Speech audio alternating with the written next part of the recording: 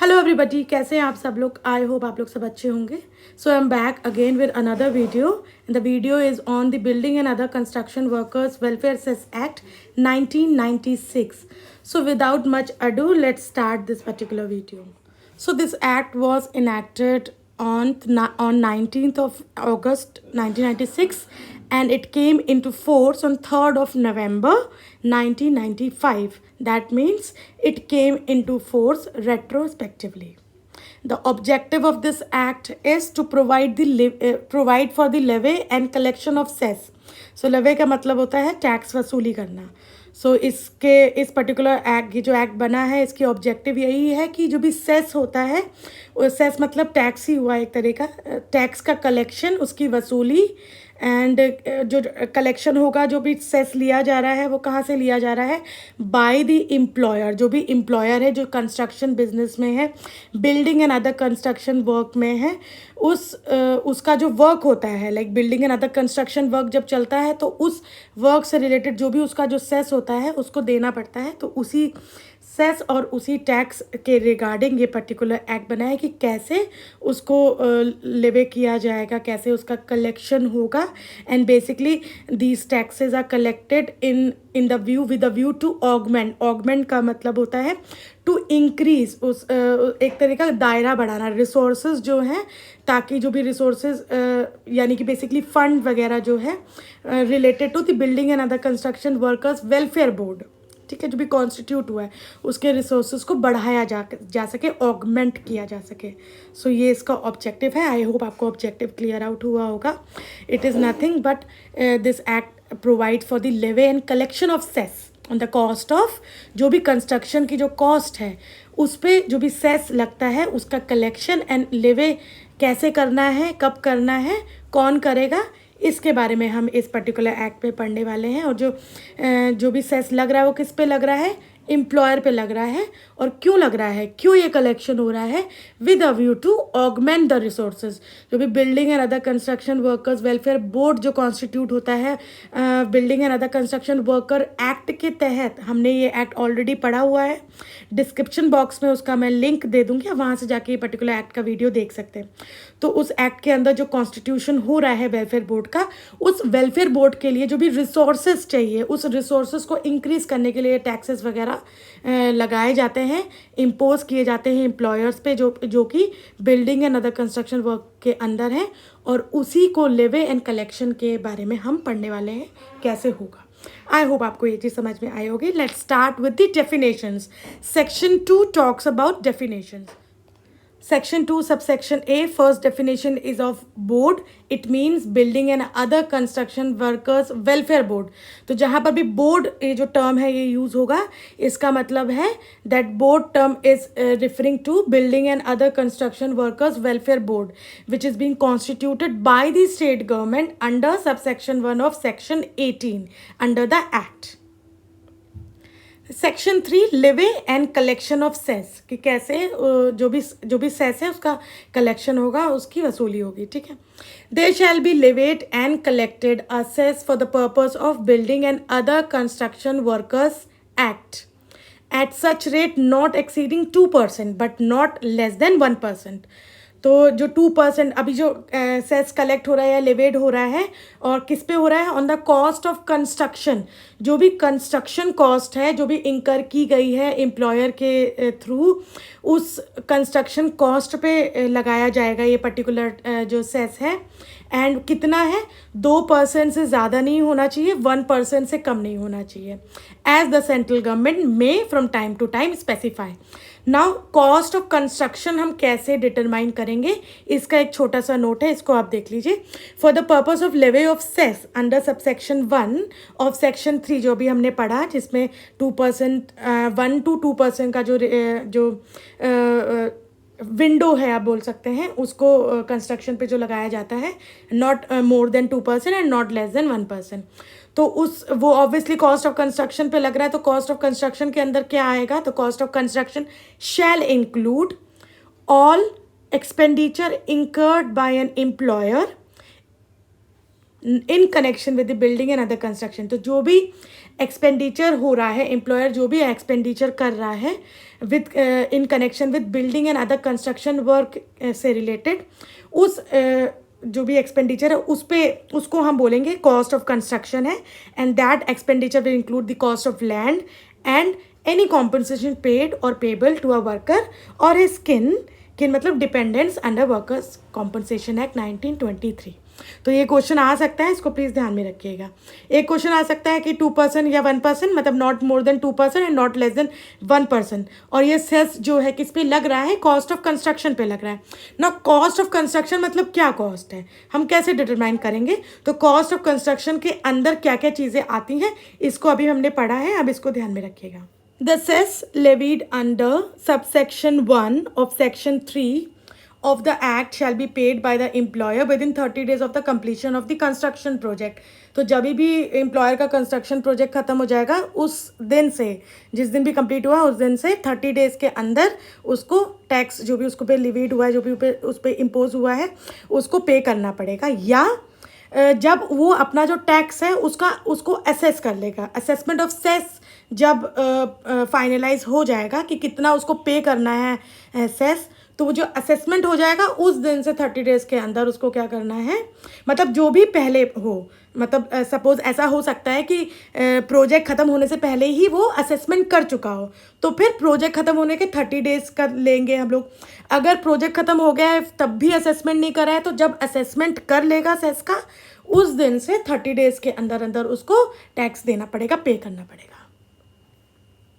The proceeds of the cess collected shall be paid by the local authority or the state government collecting the cess to the board after deducting the cost of collection of such cess not exceeding 1% of the amount collected. तो जो भी proceeds है cess collection की, जो भी subsection 2 में अभी हमने पढ़ी, shall be paid by the local authority. local authority या state government जो भी collect कर रही है cess उसको वो pay करेगी board को after deducting the cost of collection. जो भी कलेक्शन का जो कॉस्ट है, उन्होंने जो कलेक्ट करा है और अपना जो कॉस्ट है कि उन्होंने कलेक्ट करा है, लाइक मतलब एफर्ट्स करे हैं ऑब्वियसली, तो वो जो कॉस्ट है उसको डिडक्ट करके वो जितना भी, and that collection cost should not be more than 1% of the collection. जितना भी कलेक्ट हुआ है उसका 1% से ज़्यादा वो अपने लिए नहीं रख सकती है, तो वो इतना डिडक्ट करके बाकी जितना भी पेमेंट है will be paid to the board. The cess leviable under this act, including the payment of such cess in advance, may, subject to final assessment, be collected at uniform rate or rates as may be prescribed. तो ये तो हम पढ़ चुके हैं अभी. अब इसमें कुछ स्पेशल मैंने जो रूल्स हैं उसको ऐड करा हुआ है, रूल्स की इन्फॉर्मेशन, अब इसको ध्यान में रखिएगा. Where the duration of the project or construction work exceeds 1 year, cess shall be paid within 30 days of the completion of 1 year from the date of commencement of work and every year thereafter at the notified rate on the construction cost of construction incurred. तो इसमें है कि अगर जो construction project है, जो construction work का जो प्रोजेक्ट है वो 1 साल से ज़्यादा का प्रोजेक्ट है, ठीक है, वो 2 साल 3 साल चल रहा है, 5 साल चल रहा है, ठीक है, बड़ी बिल्डिंग है या बड़ा प्रोजेक्ट है, 1 साल से ज़्यादा टाइम लग रहा है उसको कंप्लीट होने में, तो ऐसे केस में क्या होगा, ऐसे केस में cess shall be paid within 30 days of completion of 1 year. तो जिस दिन भी आपका काम स्टार्ट हुआ है, the day that the construction work has been started, वहाँ से हम काउंट करेंगे, 1 ईयर काउंट करेंगे, और 1 ईयर के बाद जैसे ही 1 ईयर कंप्लीट होगा, मतलब कि वो पूरा 1 ईयर के बाद 30 डेज़ का जो टाइम होगा उसके अंदर हमको क्या करना पड़ेगा, पे करना पड़ेगा, और उसके बाद हर साल एज पर नोटिफिकेशंस हमको देना पड़ेगा, यानी एम्प्लॉयर को देना पड़ेगा cess. Where the levy of cess pertains to building and other construction work of a government or public sector undertaking. अब अगर यही कंस्ट्रक्शन जो वर्क है ये किसी पब्लिक अंडरटेकिंग का है, किसी गवर्नमेंट अंडरटेकिंग का है, ऐसे केस में क्या होगा, और the public sector undertaking shall deduct or cause to be deducted the cess payable at notified rates from the bill paid for such work. ऐसे केस में गवर्नमेंट क्या करेगी, एम्प्लॉयर देगा नहीं सेस. गवर्नमेंट जब भी जो भी पेमेंट है, मतलब कंस्ट्रक्शन वर्क का जो भी पेमेंट है जो गवर्नमेंट देगी एम्प्लॉयर को, उस पेमेंट में से अपना जो सेस वाला पोर्शन है उसको वो डिडक्ट करके पेमेंट्स देगी. where the approval of the construction work by a local authority is required Every application for such approval shall be accompanied by crossed demand draft in favor of board and payable at station at which the board is located.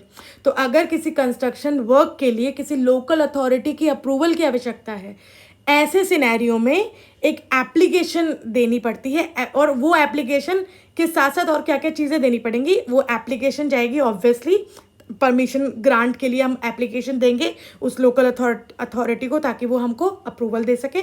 उस application के साथ और क्या क्या accompany होगा, एक crossed demand draft accompany होगा in favour of board and payable at the station at which the board is located for the amount of cess payable. I hope आपको ये चीज़ समझ में आ गई होगी. Provided that if the duration of the project is likely to exceed 1 year, the demand draft may be for the amount of cess payable on the cost of construction estimated to be incurred during that year from the date of commencement. ठीक है, I hope आपको इतना simple था, इसमें ज़्यादा कुछ था नहीं. An employer may pay in advance an amount of cess calculated on the basis of estimated cost of construction.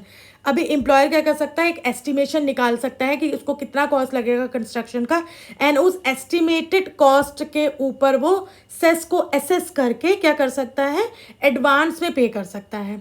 Commencement along with the notice of commencement of work under section 46 of the main act by cross demand draft in favor of the board and payable at the station at which the board has been located. Provided that if the duration of the project is likely to exceed 1 year, the demand draft may be for the amount of cess payable on the construction estimated to be incurred during that year. Now, furnishing of returns. So this is section 4. Every employer within 30 days of the commencement of his work, or this has to be or payment of cess.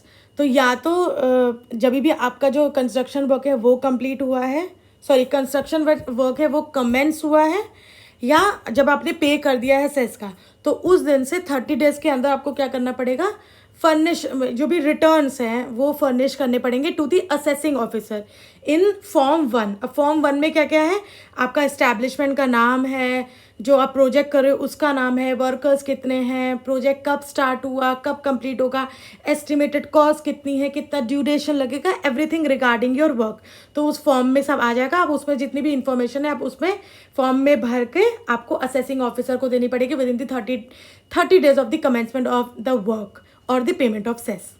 Any change or modification in the information furnish. अब अगर कोई information, जो भी आपने information assessing officer को दी है, उस information में अगर कोई फर्दर चेंजेस, सपोज आपने फॉर्म भर के दे दिया एंड आफ्टर दैट कोई इन्फॉर्मेशन, कोई भी चीज़ चेंज हुई है, तो उस चेंज का क्या करना पड़ेगा, शैल बी कम्युनिकेटेड. उसको वापस से असेसिंग ऑफिसर को आपको कम्युनिकेट करना पड़ेगा immediately, but not later than 30 days from the date of affecting the modification. जिस दिन भी वो मॉडिफिकेशन हुआ है, जिस दिन भी वो चेंजेस हुए हैं, उस दिन से 30 दिन के अंदर अंदर आपको असेसिंग ऑफिसर को कम्युनिकेट करना पड़ेगा, इन्फॉर्म करना पड़ेगा regarding those changes. Section 5 assessment of cess. अभी हमने देखा कि सेस लगना है 2%, ज़्यादा से ज़्यादा 1%, कम से कम कॉस्ट ऑफ कंस्ट्रक्शन पे ये लगेगा सेस. कब देना है, with in 30 days of the completion of the construction work. अगर आपका कंस्ट्रक्शन वर्क कंप्लीट हो गया है उससे 30 डेज़ के अंदर, या जिस दिन भी आपका असेसमेंट हो गया है कि कितना आप देने, आपका कॉस्ट कितना है और कितना आपका सेस बन रहा है, उस दिन से 30 डेज़ के अंदर आपको सेस देना है. अभी असेसमेंट कैसे करना है इसको देखेंगे हम.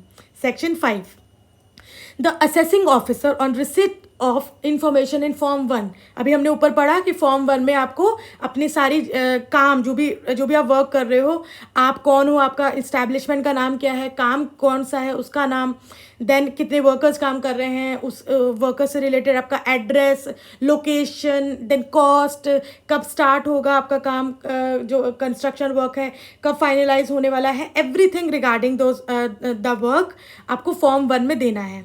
तो जब असेसिंग ऑफिसर को फॉर्म 1 मिल जाएगा एम्प्लॉयर के थ्रू, तब क्या होगा, from an employer shell make an scrutiny of such information. तो असेसिंग ऑफिसर उस इन्फॉर्मेशन जो फॉर्म 1 में उसको एम्प्लॉयर ने दी है उसकी स्क्रूटनी करेगा, मतलब बेसिकली जांच पड़ताल करेगा कि जो इन्फॉर्मेशन है वो ठीक है कि नहीं है, वो सही है कि नहीं है. And if he is satisfied with the correctness of the particulars so furnished. अगर वो सेटिस्फाइड है that every information which has been given, which has been provided by the employer inform 1 to the assessing officer is correct, is true, तो वो क्या करेगा, he shall make an order of assessment within a period not exceeding 6 months from the date of receipt of such information in form 1। तो जिस दिन भी assessing officer को form मिला है उस दिन से 6 महीने के अंदर अंदर उसको असेसमेंट का ऑर्डर देना पड़ेगा, बनाना पड़ेगा, including the amount of cess payable by the employer. और उस ऑर्डर में सेस का अमाउंट भी होगा कि आपको कितना सेस देना है to the government. And endorse a copy, उसके साथ साथ एक कॉपी भी लगानी पड़ेगी thereof to the employer, to the board and to the cess collector, and dispatch such order within 5 days of the date on which such order is made.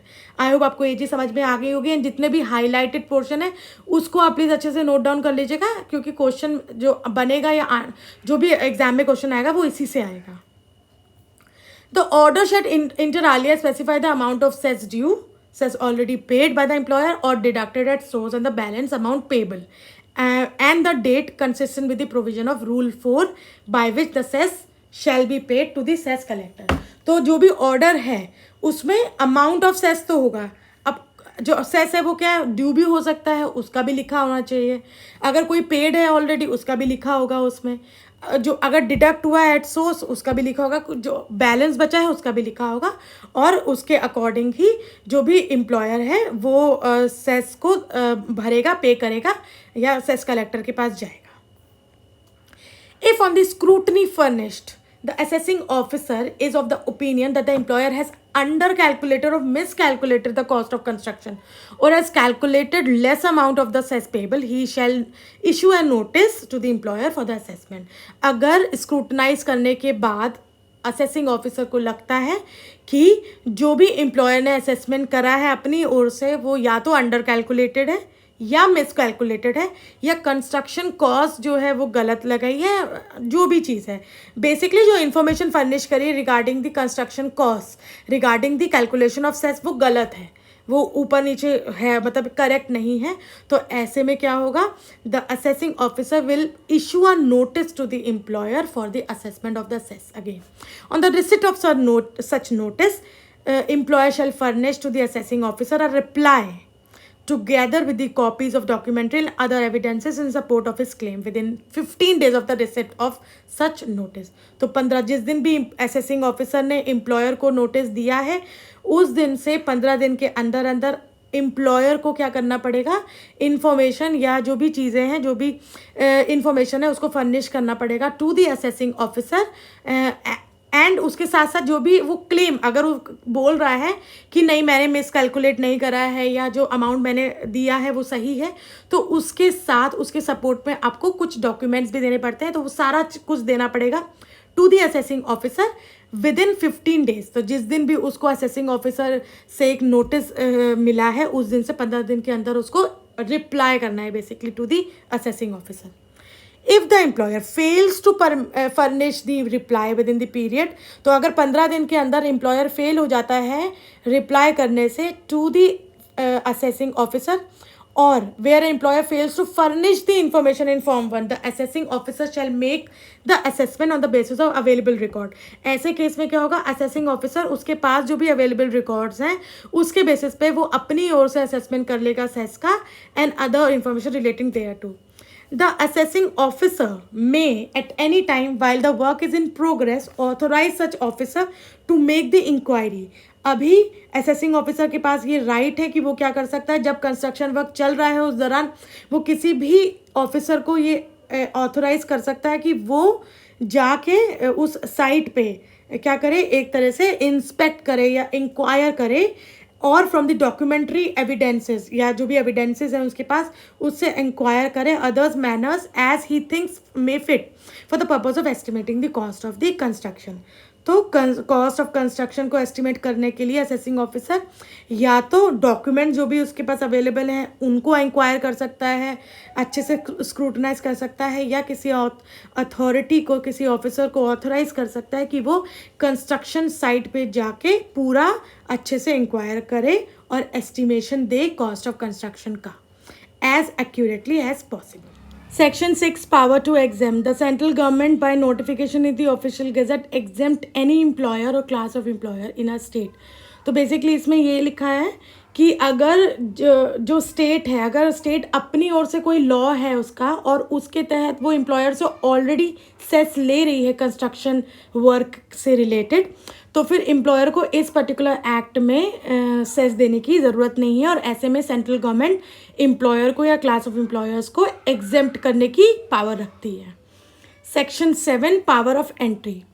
Any officer or authority of the state government specially empowered in this behalf by the government may, तो state government का कोई भी authority या officer अगर उसको government authority देती है या पावर देती है कि वो क्या कर सकते हैं, एंटर कर सकते हैं in the premises of the construction work with such assistance as he thinks fit enter any reasonable time. तो किसी रीजनेबल टाइम में किसी भी प्लेस में अपने असिस्टेंट के साथ वो एंटर हो सकते हैं for carrying out the purpose of this act including verification.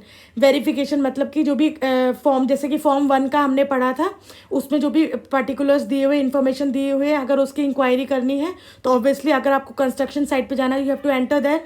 तो ऐसे में स्टेट गवर्नमेंट आपको अथॉरिटी देती है कि आप वहाँ पर एंटर कर सकते हो अपने किसी असिस्टेंट के साथ रीजनेबल टाइम में, और वहाँ पर वेरीफाई कर सकते हो कोई भी पर्टिकुलर्स, कोई भी डॉक्यूमेंट्स, उसकी करेक्टनेस को वेरीफाई कर सकते हो। Then do within such place anything necessary for the proper discharge of his duties. और ऐसा कोई भी काम कर सकते हो जो काम आपकी ड्यूटी को डिस्चार्ज करने में, जो आप ड्यूटी में हो, आपको जो ड्यूटी मिली, आपको जो राइट मिला है, उसको आगे एग्जीक्यूट करने में आपको हेल्प करेगा। एंड उसके अलावा जो भी गवर्नमेंट ने आपको पावर दी, जो भी गवर्नमेंट ने आपको पावर दी है, उसको एक्सरसाइज करने के लिए आप कुछ भी एक्शंस ले सकते हो। Section 8, interest payable on delay in payment of cess. If any employer fails to pay cess, अब जो भी एम्प्लॉयर है जिसको सेस पे करना है, अगर वो फेल हो जाता है अपने सेस को पे करने में, तो ऐसे में उसको पेनल्टी पड़ सकती है। पेनल्टी मतलब उसको इंटरेस्ट देना पड़ेगा, और इंटरेस्ट कितना होगा? The interest would be at the rate of 2% for every month और अ पार्ट ऑफ मंथ। तो हर मंथ जब तक उसका जो सेस अमाउंट है वो पूरा पे नहीं हो जाता है, तब तक वो हर मंथ 2% के तौर पे इंटरेस्ट पे करेगा along with the amount of cess.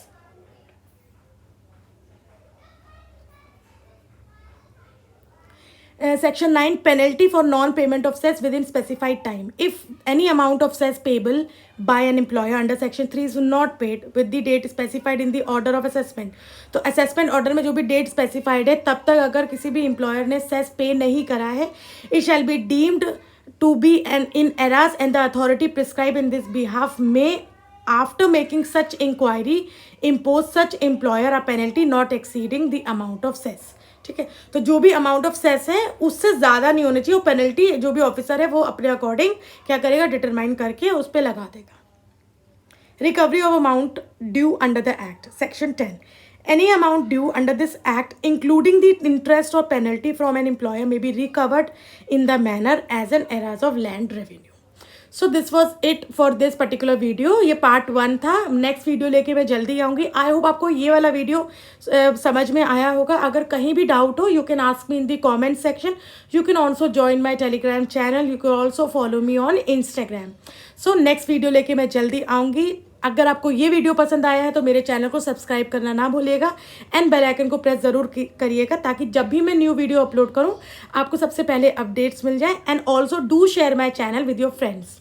So next video लेके जल्दी आऊँगी। Till then keep learning, stay connected with me and yes, bye bye.